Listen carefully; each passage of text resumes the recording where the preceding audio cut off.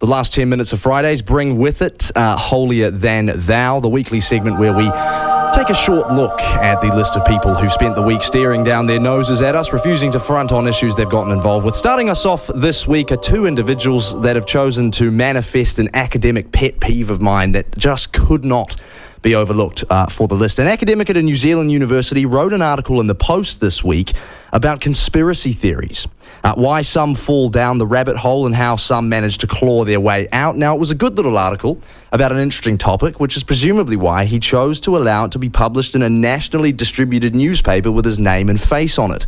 Naturally, I assume that given the quality of the writing and pre-existing public exposure, the writer in question would have no qualms in coming on the program to elaborate on his impressive work.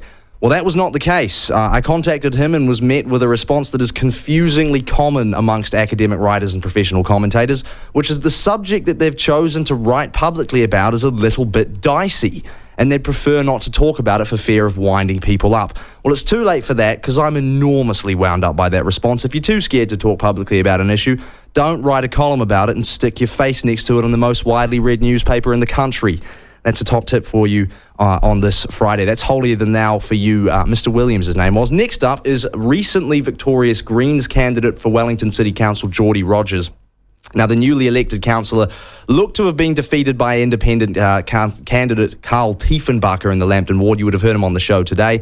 After the seat was vacated by another Greenie, Tamitha Paul. But following special votes, the lead was quickly diminished, and Wellington is yet another fresh-faced Green-aligned councillor to advocate for graffiti and cycle lanes. It'd be safe to say there's a fair amount of angst at the moment about the green wave we're seeing in local government in the capital. We've got a Green mayor who doesn't talk to the platform or any media that doesn't give her a softball interview.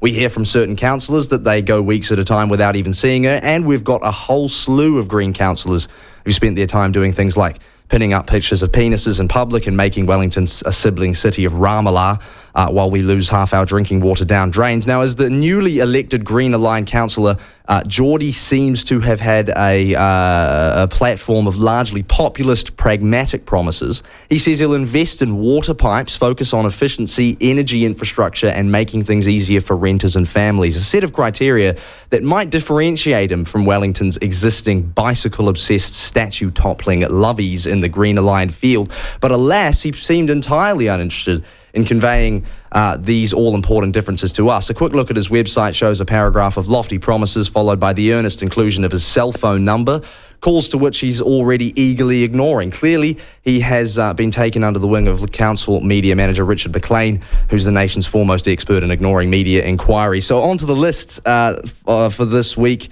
goes Geordie Rogers. I have a last-minute inclusion to Holier Than Thou this week.